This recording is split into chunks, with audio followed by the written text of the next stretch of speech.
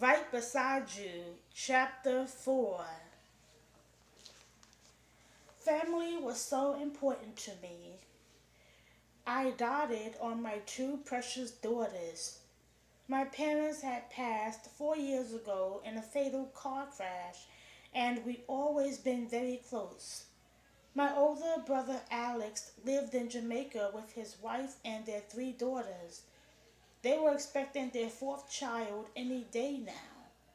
My sister in law had been on bed rest for 4 months, and her doctor had told her that she had to take it easy for at least 6 weeks after the baby came. That was the reason they wouldn't be coming home for Christmas. I had several relatives in Ohio, and I spent as much time with them as possible. I still had a close relationship with my in laws, too. When Margaret passed, her mother and mine both offered to move in with me and help raise my girls.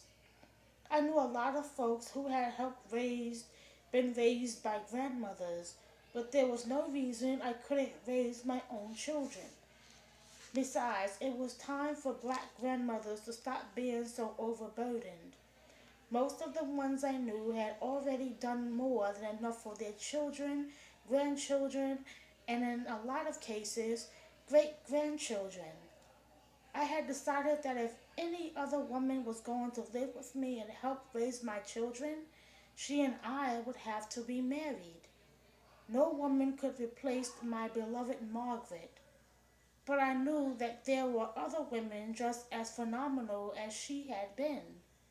However, finding one I liked and getting her to fall in love with me enough to make a long term commitment was not easy, even though I had been involved with several ladies since Margaret's passing. Felicia was the only one who had grabbed my attention and kept it. At first, it was just as a friend.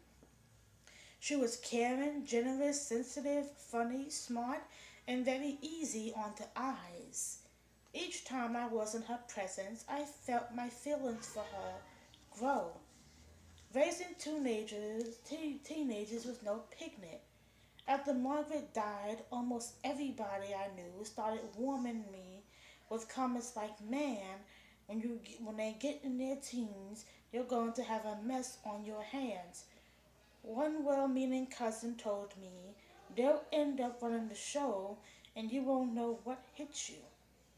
Other than a few issues about cell phone use, the TV shows they watched, music choices, and their spending too much time on their computers, I hadn't experienced anything to be too concerned about yet.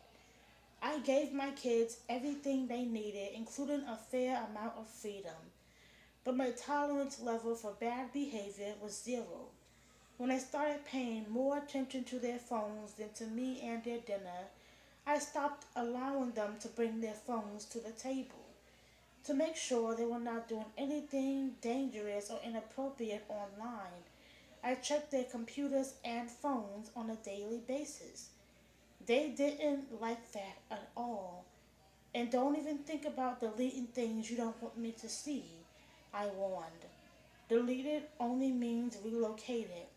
Thanks to one of the courses I had taken advantage of in the Army, I probably knew as much about electronics as the people who invented them.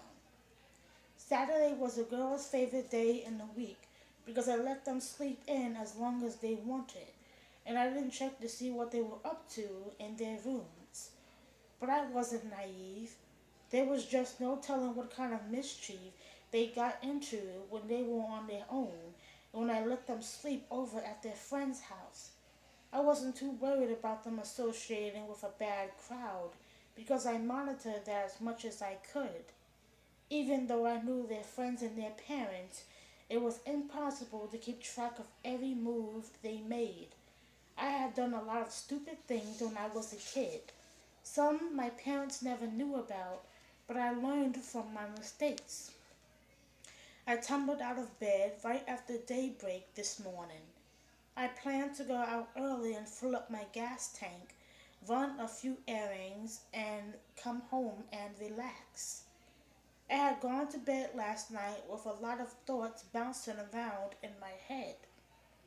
I was having a transmission problem with my Ford Explorer and needed to taken care of soon. That would be a major expense and it couldn't have come at a worse time because my Christmas gift list was 2 pages long. The cost of buying presents for so many people each year, including my girls, always set me back a pretty penny.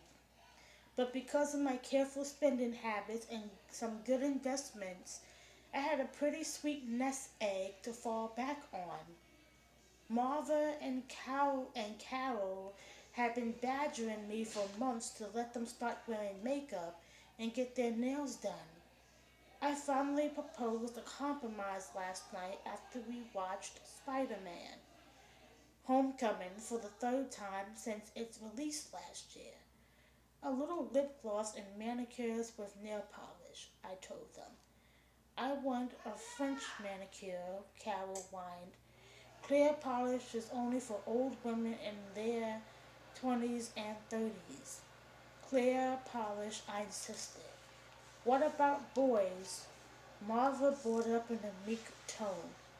What about boys? I echoed, giving her a stern, what's wrong with you, girl, look. James Noah asked me to go to the movies with him this coming weekend. Can I go? I have to check and see if I'm available to go that day.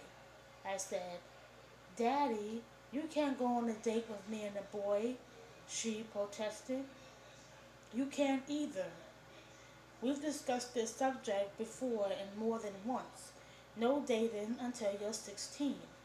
You can have boys for friends. They can continue to come to the house to watch movies and play video games when I'm home. But if some other adult is here, I don't think it's a good idea for girls your age to be out on the bus with a boy going to the movies. James is 16 and his daddy lets him borrow his car all the time, Marva tossed in with a major pout.